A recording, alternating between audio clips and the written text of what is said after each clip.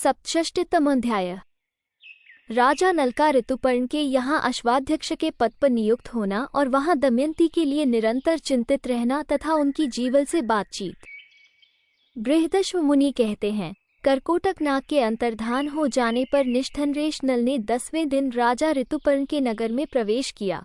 1 वे बाहुक नाम से अपना परिचय देते हुए राजा ऋतुपर्ण के यहाँ उपस्थित हुए और बोले, घोड़ों को हाँकने की कला में इस पृथ्वी पर मेरे समान दूसरा कोई नहीं है। 2 मैं इन दिनों अर्थसंकट में हूँ। आपको किसी भी कला की निपुणता के विषय में सलाह लेनी हो तो मुझसे पूछ सकते हैं।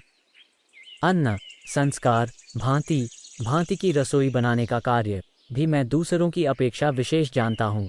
3 इसमें जितनी भी शिल्प कलाएं हैं तथा दूसरे भी जो अत्यंत कठिन कार्य हैं, मैं उन सबको अच्छी तरह करने का प्रयत्न कर सकता हूँ।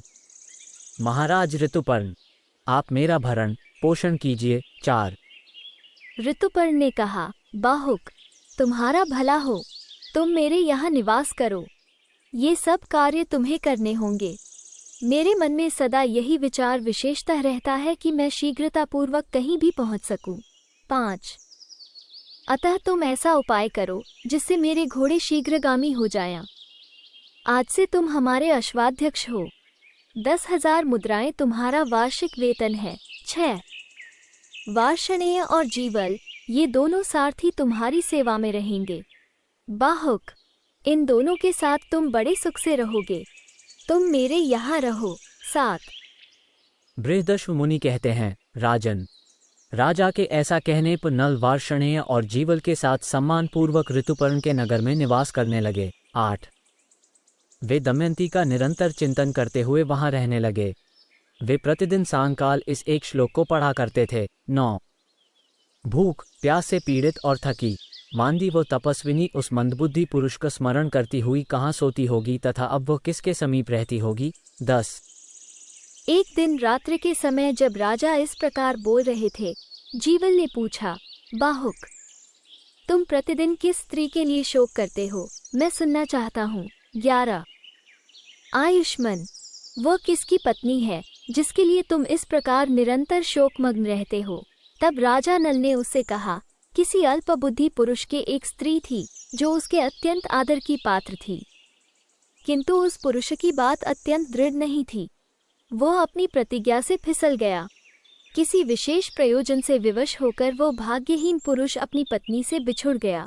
12-13 पत्नी से विलग होकर वो मंदबुद्धि मानव दिन रात शोकाग्नि से दग्ध एवं दुख से पीड़ित होकर आलस्य से रहित हो इधर उधर भटकता रहता है। 14 रात में उसी का स्मरण करके वो एक श्लोक को गाया करता है।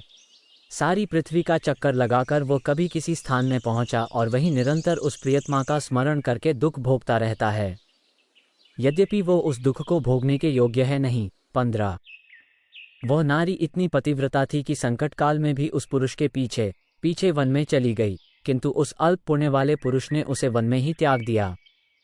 अब तो यदि वो जीवित होगी तो बड़े कष्ट से उसके दिन बीतते होंगे। वह स्त्री अकेली थी, उसे मार्ग का ज्ञान नहीं था। जिस संकट में वह पड़ी थी उसके योग्य वो कदापि नहीं थी। 16-17 भूख और प्यास से उसके अंग व्याप्त हो रहे थे। उस दशा में परित्यक्त होकर वो यदि जीवित भी हो तो भी उसका जीवित रहना बहुत कठिन है। आर्य जीवल, अत्यंत भयंकर विशाल वन में जहाँ नित्य निरंतर हिंसक जंतु विचरते रहते हैं, उस मंदबुद्धि एवं मंदभाग्य पुरुष ने उसका त्याग कर दिया था। इस प्रकार निष्ठनरेश राजा नल दमयंती का निरंतर स्मरण करते हुए राजा ऋतुपर्ण के यहाँ अज्ञातवास कर रहे थे। 18-19 इति श्री महाभारते वन पर्वणि नलोपाख्यान पर्वणि नलविलापे सप्तषष्टितमोऽध्याय। 67 इस प्रकार श्री महाभारत वन पर्व के अंतर्गत नलोपाख्यान पर्व में नलविलाप विषयक 67वां अध्याय पूरा हुआ। 67